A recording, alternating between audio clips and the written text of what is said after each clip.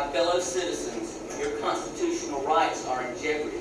And they're not in jeopardy because of some far-off foreign enemy halfway around the world. They're in jeopardy because of the laws that our own government is passing right here at home.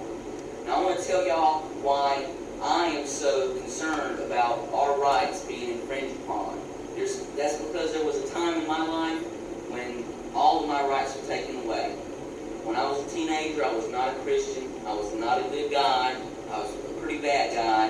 And when I was 18, I had to go to jail for about 6 months. And when you're in jail, you don't have any rights. You don't have any say of what happens in your life. You can't speak up for yourself. They tell you when to eat, sleep, go to bed, who you can talk to, who you can't talk to. You think it's bad here at Bob Jones. It's nothing like being in jail. But I want to tell y'all about the USA Patriot Act. The USA Patriot Act is an acronym that stands for Uniting and Strengthening America by providing appropriate tools required to intercept and obstruct terrorism Act of 2001. This act was carelessly signed into Congress and passed into law 45 days after the tragedy of September 11, 2001. Some people may hear that and say, wait a minute, I'm sure that our congressmen scrutinize every bill before they sign it into law. However, in the documentary Fahrenheit 9/11, Michigan Congressman John Conyers Jr. says, after being asked how long representatives actually read the bills before they sign, says, we don't read most of the bills that we sign. He says, do you really know what that would entail if we read every piece of legislation that we pass? He answers his own question, and he assures us that would slow down the legislative process. Now, the government touts the virtues of the Patriot Act in many different ways. One way they do this is in a Department of Homeland Security fact sheet that is available on their website. They say the virtues of the Patriot Act are as follows. It gives the government the ability to use the same tools that have been available in drug, fraud, and racketeering cases to use in terrorism cases. He says that it also brings the law up to date with current technology. It says that the Patriot Act allows information sharing between various government agencies. And then it says that the Patriot Act increases penalties for terrorism cases. Now, some citizens will hear that and say, that sounds like a great act. Of course the government needs expanded powers to help keep us safe from terrorists, right? Well, I want to tell you what the Patriot Act is really like. The Patriot Act is like when you go to dinner in the dining time and you're going through the serving line and you see that they're serving shepherd's pie for dinner. Now that shepherd's pie looks really good with the mashed potatoes smoothed out on the top. Sometimes they melt some cheddar cheese over it. It smells really good and it makes your mouth water. But when you get to it and you dig into it and you see that inside is some kind of mystery meat mixed with something else, you realize, wow, this is not as good as I thought it was going to be. That's what the Patriot Act is like. Because it looks and sounds really good on the outside, but when you dig into it and you see what's on the inside, you realize, wow, this is not as good for American citizens as I thought it was going to be. Now, we've heard what the government has to say is good about the Patriot Act and how it keeps us safe from terrorists. Well, I want to tell you what the advocates of our constitutional rights have to say about the Patriot Act.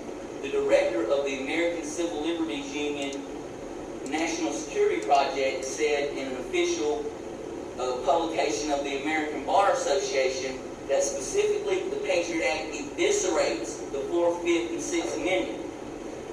Now, those are the amendments that keep us safe from unreasonable searches and seizures. They promise us due process in the court of law and allow us speedy trial by jury with assistance of legal counsel.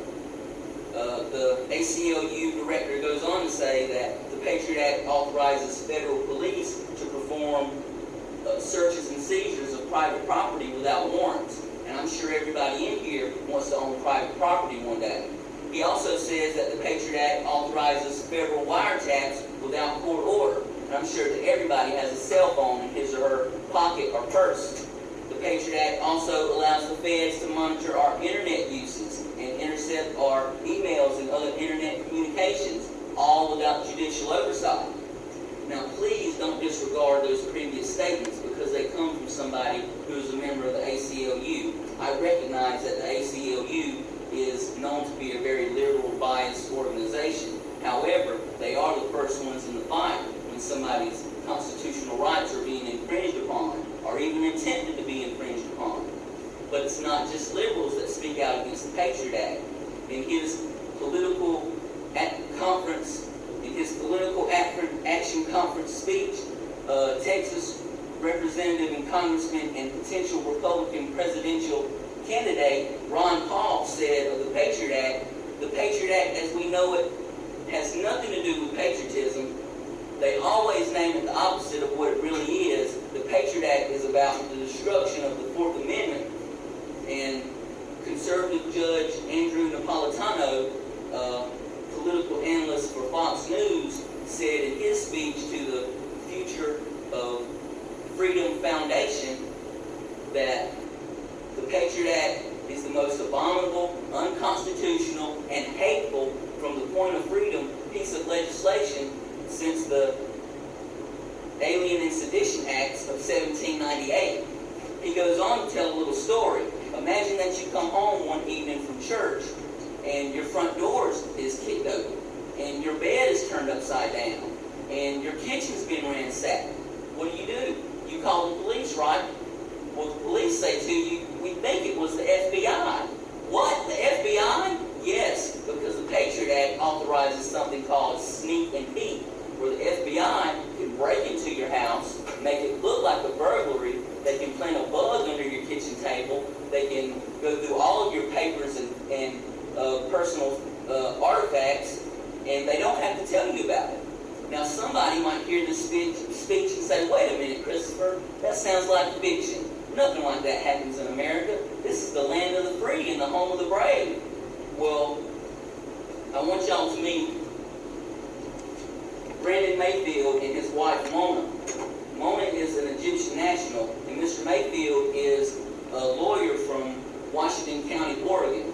Mr. Mayfield was wrongly, falsely linked to the 2004 Madrid train bombings that killed many people. He was taken into custody by the FBI and held for over 2 weeks without being charged with a crime and without being able to talk to his lawyer. And that was until the FBI got their hands on some concrete evidence that totally exonerated Mr. Mayfield. And preceding lawsuits have resulted in an official apology by the federal government, not to mention a $2 million settlement. Mr. Mayfield said in an interview with Democracy Now!, a daily TV and radio news program, that his wife and he had felt suspicious that they were being followed, monitored, and surveilled even before the Madrid train bombings. He also said that they began to see telltale signs of somebody breaking into their home and burglarizing their home, such as windows that they had left closed and locked being partially open when they returned home. And on a freshly vacuumed carpet, they would see footprints where it was their custom not to wear shoes in the home. He called that his unofficial encounter with the FBI until he was taken into custody. Now, we've seen that the Patriot Act was carelessly hurried through Congress and passed into law, even with the testimony of a congressman who says that our representatives don't read most of the bills that they pass into law. We saw that the government says that they use the Patriot Act to keep us safe from terrorists. We've heard from conservatives and liberals alike who say that the Patriot Act infringes upon our constitutional rights. And I say that all American citizens, regardless of their political views, should be informed and made aware of how the Patriot Act is used to infringe upon our constitutional rights under the guise of keeping us safe from terrorists. Now, for people who say, well, I like to feel safe, and I think that the Patriot Act is good to keep us safe, I want to leave you with the words from our founding father, Benjamin Franklin, who said, Anyone who would give up an essential liberty for temporary security deserves neither liberty